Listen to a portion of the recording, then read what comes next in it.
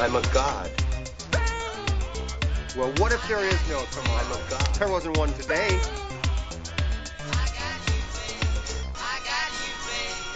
Hello, hello, hello, and welcome to another episode of It's Time to Rewind, a podcast stuck in its own time loop right along with the movies we discuss.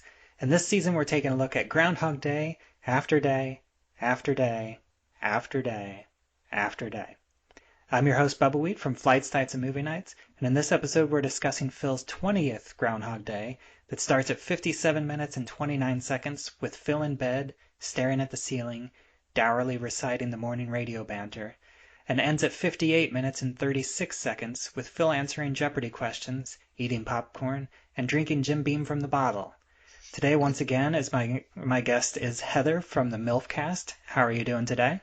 I'm fantastic. I have delicious coffee, and I'm staring at Yoda. Nice. So, I'm glad that I've got somebody from our weekly Zoom trivia group for today's loop. I could have used this a few times for our Jeopardy nights. Yeah, so I think, other than the beginning with Phil in bed, this is, I think, the second most fun loop out of Phil's depressed period. I agree. It's probably my favorite. He's sitting with all the old folk in the hotel. They've got Jeopardy on, which he's clearly seen multiple times. But, he gets a reel in the genius factor by knowing all the answers. Because who knows all the answers in Jeopardy other than Sebastian, a friend of ours. Although it was a little Sebastian-esque, even down to whiskey. And then he's eating his popcorn in his pajamas, and you can see he's just quite kind of given up, and this is just it. But then he pulls out the whiskey and starts drinking it with the popcorn, and it's hilarious. And also, I feel like that would be me. That would definitely have been a side that I would have eventually gone to, going, all right, I love TV. What's my comfort food TV? Popcorn, 100%. If I could die eating anything, popcorn's at the top of my list. And I don't drink anymore, but there was a time when whiskey would have been right with my popcorn there, and maybe some nice jammies. I don't have nice jammies like that. I should try it out, just in case I get stuck in a groundhog loop. Yeah, I think it's nice that he is drinking Jim Beam, because that's been kind of a constant for him. They have made a few references, like whenever he goes to the hotel bar, he orders Jim Beam. At least before he switches to sweet vermouth rocks with a twist.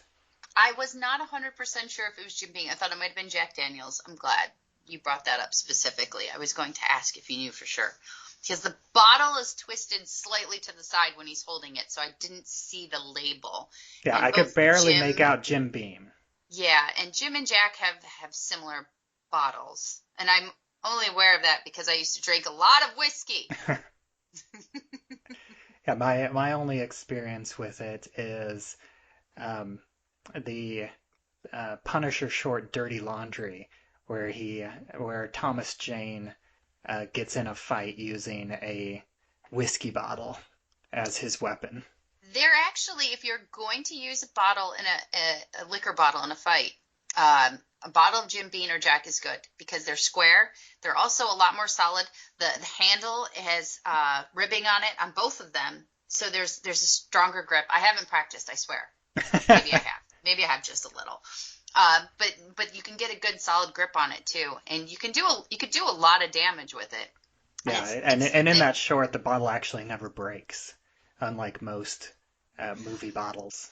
That's because typically, okay, I'll give the Punisher definitely some credit then, even though I fight with that movie. That's solid because typically it wouldn't break. Your skull would break before the bottle would break. Beer bottles even, they're not going to break that easily on someone's head. But it's the movie and TV rules, so you go along with it. It's different universe. It's not our universe. It's the sugar glass. Yes, there you go. Because it's much more satisfying to hear that glass breaking. It really is, though. Shoots off those endorphins hearing the tinkle of shattering glass. And creates for some great fantasies of if you have been in a bar or somewhere and felt like imagining smashing something over someone's head, it certainly feels more satisfying to think that it would explode on the top of their head as opposed to bounce right off and have them fall and it be over and done with that quickly. Yeah. I haven't thought about it at all. Of course not. But jumping back to the beginning of today's loop, I do want to mention that this is like it's a giant prop clock that they're using. And this is the screen cap of the movie that I used for this season's logo, the giant flip clock. I do have a bit more information about the exact model and how the clock works, but I'm going to save that for a later loop because it's more interesting to talk about Jeopardy, and I'll save that to whenever it's just the clock on screen. Spoilers for later days. Well, and that's kind of the thing too. There's even though he's not enjoying the fact that everyone is amazed by his Jeopardy knowledge, he's still answering the questions. Mm-hmm. And he's still doing it before he does. I think he pretty much responds almost immediately after Trebek asks them. And he answers it exactly like the contestant answers. Like, he doesn't say Mexico. He says Mexico because the contestant says Mexico. Exactly. It's almost like a Pavlov type moment where he's just doing a conditioned response to whatever. But he could be sitting there quietly. He's still active in his depression. He hasn't fully given in at this point. He's getting closer to it. I was also like studying the background of this scene because there is actually a lot of interesting things. Well, at least interesting to me. It might not be interesting to everybody, but I would imagine at least it's interesting to people that listen to like the minute by minute podcasts. Yeah, if you're listening to this podcast and you're interested in all of these details, absolutely going to be interested in the background information also. So one thing that I have been picking out a lot in this movie is the clocks in the background. And there is another clock sighting here in the lobby of the bed and breakfast, and it appears to be like an old cuckoo clock. And this time is set to 6:45, and that actually feels like it's an accurate time because a lot of because it's Jeopardy is often after the 6 o'clock news, so you got the news from 6 to 6:30, and then you got Jeopardy, and then you have like Wheel of Fortune and The Simpsons before the primetime shows, which would start at 8 o'clock if this is the Eastern time. Which it would be in Philadelphia. That's fantastic attention to detail. I mean, they bring it up, and it's pretty cool that you caught on to that too. I know that they bring it up in Rain Man for obvious reasons, but I think it's Jeopardy at 7 o'clock, but it might be 6 o'clock. Well, it depends on the station. But yes, it depends on the station. It depends on they started off in California, so I have no idea what that looks like to them over there, but. And it comes on here at 7, but I know that in a lot of places 6 o'clock would make sense. And like you said, I know that The Simpsons comes on at a different time for people too. But moreover, that's hellacious attention to detail to put those little things in the background. But this is the Double Jeopardy round, and the for people interested, it's the actual episode of Jeopardy was originally aired on Monday, November 11th, 1991, and it was the first semifinal for the 91 Tournament of Champions. And of course you know this. And, in the Double Jeopardy round, like if this could easily be like near the top of the Double Jeopardy round, which would be perfect for 6:45. It would. That's exactly when it would start, because then you get the last 5 to 10 minutes is for Final Jeopardy when everyone places their wagers. So that's pretty spot on. That's quite ridiculous, and moreover cool. And that makes me want to pay more attention to other movies like this too, and kind of start looking into the background. When you've watched shows multiple times in movies, you do tend to pick up on little things in the background. And I know some people will tell me, and they have in the past, that why don't you just enjoy the movie? Why do you have to pick it apart into all of its details? And I always use my sports analogy for this one is, there are some people who just enjoy sports on a superficial level and they like to go watch the games and have a good time, and there's nothing wrong with that. But there are some people who like to sit there and play fantasy sports. They like to know all the stats of every player, where they came from, who they've been drafted by, blah, blah, blah, blah, blah, and go into the deeper side of it, and that's the level on which they enjoy it. And I think the same thing with film and TV. And it's little things like this, I don't know, that make me feel a deeper connection to the actual movie itself. I think that's really cool.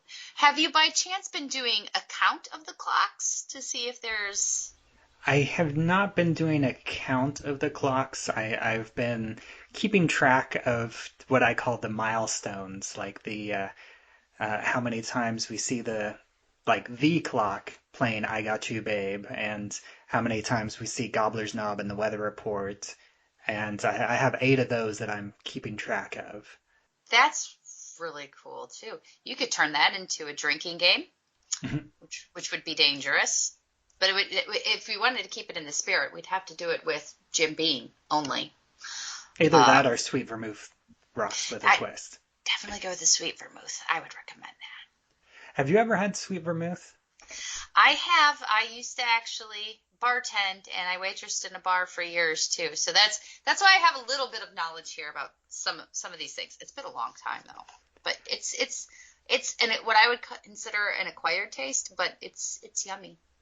Yeah, that's because I didn't go out and try it myself, but the guest that I had, Sean German from the Groundhog Minutes podcast, he actually did go out and drink a sweet vermouth with a twist whenever he was recording his podcast, and it was his first time drinking it, and he did not like it at all.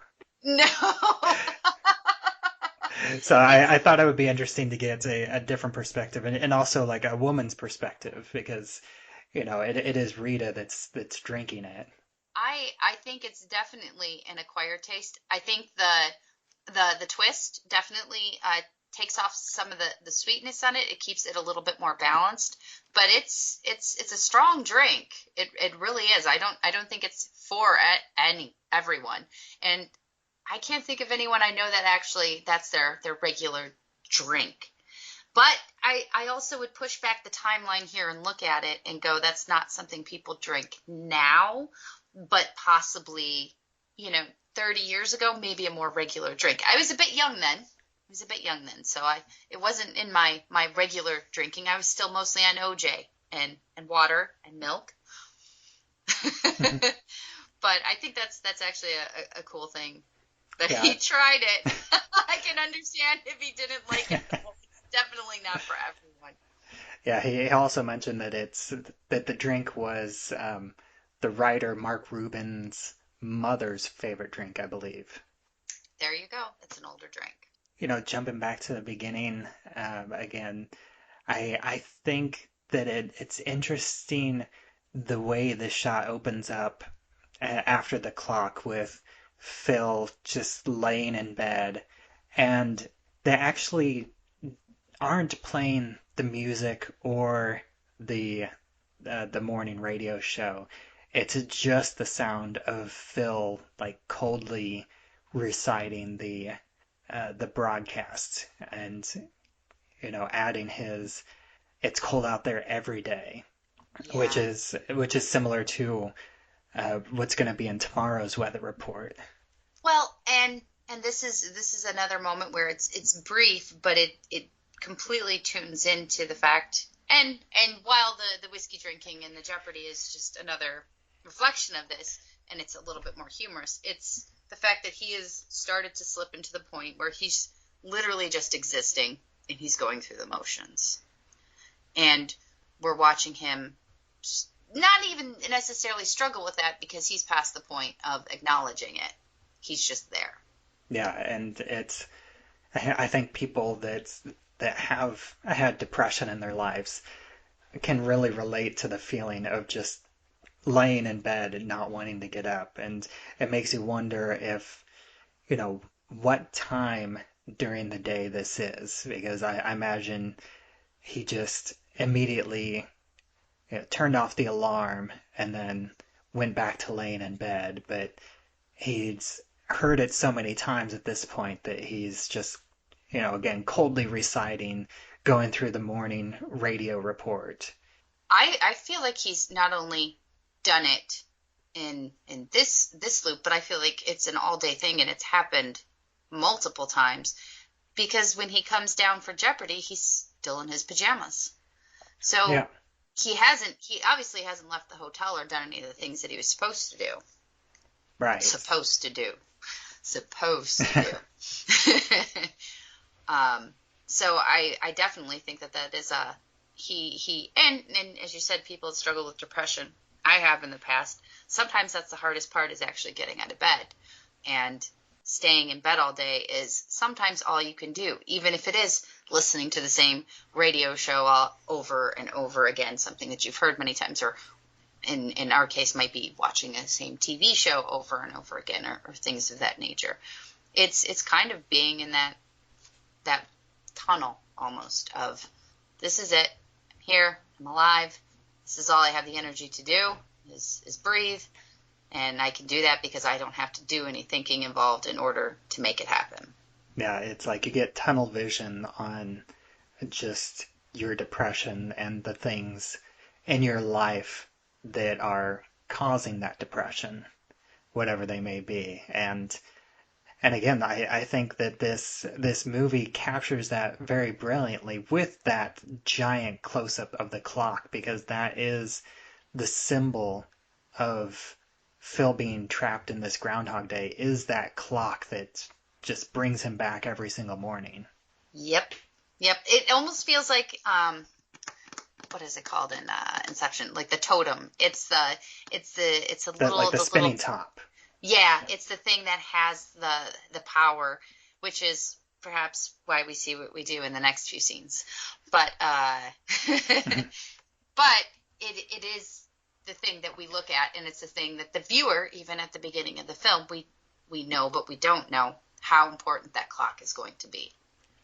Yeah, and then before we leave this lobby again, I did want to point out a few other details in this lobby that I noticed that I thought were interesting. That just in general, the bed and breakfast has a very tacky feel, because everything feels like it's from the 70s, give or take. And so it's like kind of trapped in time already. Like the clock radio is like from like 76, and the TV that they're watching is an old Zenith with an actual knob that they would have to change the channels. It doesn't even have a remote control. And like everybody in there, well, almost everybody in there is elderly. I did notice, which they're kind of hiding in the back, but there is a younger couple in the back. Well, and that's kind of what we come into at the beginning too. Phil doesn't want to go do this. He doesn't want to be a part of this. He doesn't want to go to this town. He knows that it's a small town and it's annoying, and he's agitated about having to be there from the start. So to be stuck in a small little town like this, which is something that some people might enjoy, but his character, it's relative torture. And to not have what he considers creature comforts, and like you said, all of these things in the background, just makes it that much more miserable for him, though amusing for us. There is quite a few people there. Do you think they're all staying at the bed and breakfast? Like, how big do you think this bed and breakfast is? You got 3 people on the front couch, the younger couple in the back, and then one other older woman sitting next to them behind Miss Lancaster. Some of those places are relatively large. My dad and his wife actually went out there once for that, and they stayed in one that was relatively large. I know some of those places have, 2 or 3 rooms, and that's it too. But that would, even 2 or 3 rooms there would be, let's say there's 3. There could be 2 other couples even. But I'd say that there's more than that. It looks like it's a bigger place. And we see enough shots of it throughout that I would guess that there's maybe 4 or 5 rooms. Maybe 4 or 5 rooms upstairs, at least. Just by the amount of traffic that goes in and out of there. But it's a really big big deal for that city, and it's a big party for that whole entire period of time. So I imagine everything would be booked up, overbooked, and just packed full of people. Yeah, I could see that. Even though, Groundhog Day was a big thing, but it got about 10 times bigger because of this movie. Yeah. If you were unaware of it before, you were no longer not aware of it. I think that was part of the reason my dad and his wife took the trip. My dad loved the movie. I saw it in the theater with my dad and my mom when I was young. But he loved it. He loves Bill Murray. So I guarantee you that had some impact on him wanting to go. I think his wife might have been more interested in the whole entire thing, and she's someone who enjoys the small towns and that kind of stuff too. But for my dad, I think a lot of the motivation had to do with the film. That's interesting to hear. Do you remember that? Like anything more about seeing it in theaters? Yes, and this is a strange thing about my memory anyway. I can't remember many things like most people, and as I'm getting older, a lot of stuff is starting to slip. But if I look back at a ticket stub from some kind of sporting event or thing that I've been to, I can sit there and remember with great detail what I experienced. When someone brings up a movie, I immediately I didn't realize it that much until the last probably 5 or 6 years or so. I go, oh yeah, saw that with my family. Oh yeah, I saw that with my family. My family, we did a lot of movie going. That was one thing we did together a lot when I was a kid. But I do remember this. I even remember the theater we went to.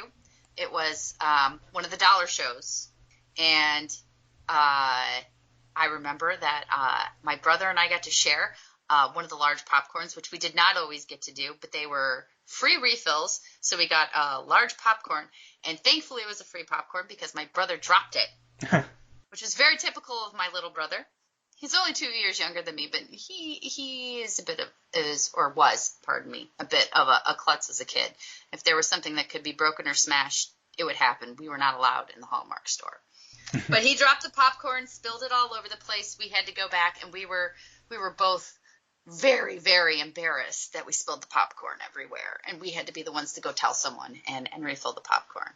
But I remember it was a night show we went to, and earlier, but it was dark, and it was full. The whole entire theater was full, and it was one of those experiences where everybody was laughing together, and it was great.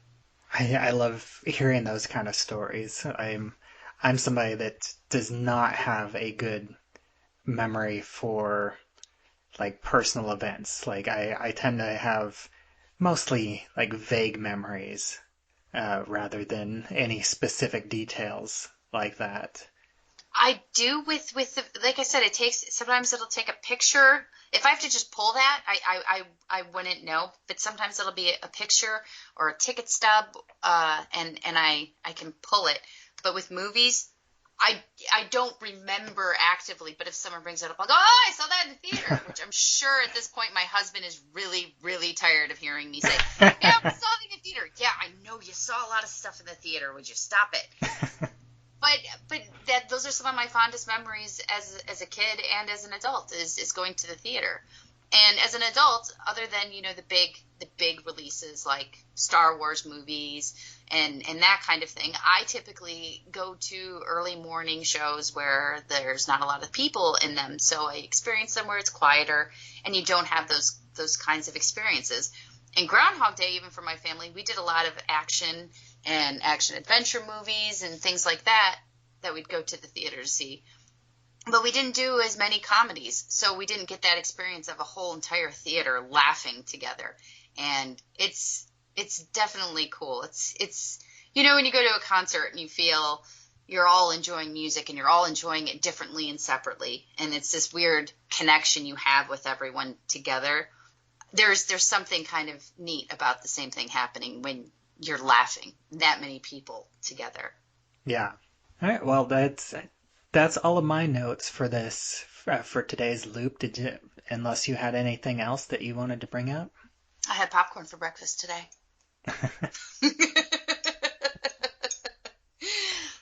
I really did. I watched the loops, the clips again before we got on here today, and I was like, popcorn, and I could die eating popcorn. I love popcorn. Yeah, I eat a lot of popcorn too. I've got my own air popper, and Me it gets a lot of too. use. Oh, you're awesome. Most people don't do that anymore. It's so much better.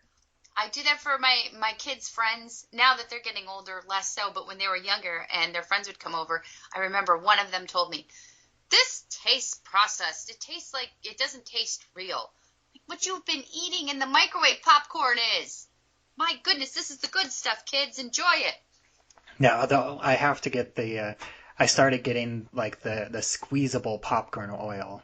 Like you can use it for the oil-based poppers, but you can also use it as a topping.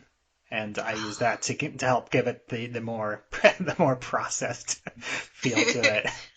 Well, I sometimes use I have it's similar to that. It's that butter spray, which I'm pretty gross with the butter. I could have a little bit of popcorn with my butter, which it's really just oil if you go to the theater, but it's delicious and I don't care. So I use that on occasion when I'm feeling like, yes, I'm having a rough day. I'm going to put all of this oily butter spray on my popcorn and let my hands get greasy, and I'm just going to go submerge my face in the sink afterwards and wash. It's fine. Exactly. That sounds like a perfect type of popcorn to me too. But why don't you go ahead and remind everybody where they can find you online before we head out? All right. Well, you can find the MILFcast on all the socials. It's just MILFcast, so just do a search for that. We're doing live streaming now on the Twitch with all the kids. We're twitching out there. We stream every Sunday and Wednesday, 5 p.m. Pacific time, 8 p.m. Eastern. Our show's just silly, good times, having fun, being goofy. Go ahead and check us out on there. And if you want to follow me specifically, I occasionally do stream on the Twitch, just video games. And if you follow me on the Instagrams, I just do running and yoga. It's pretty boring, but my cat hangs out with me, and he's really cool. And as always, I am Bubba Wheat from Flights, Tights, and Movie Nights. You can follow me on Twitter at Bubba Wheat. You can follow the show, It's Time to Rewind, on Anchor.fm, as well as anywhere else that you listen to podcasts. You can also join our Facebook group, It's Time to Rewind, a time loop group, where you can discuss episodes or anything about time loop movies, TV shows, stories, or even video games. And, it's the middle of summer in Atlanta as we're recording this, so it's not actually cold out here every day.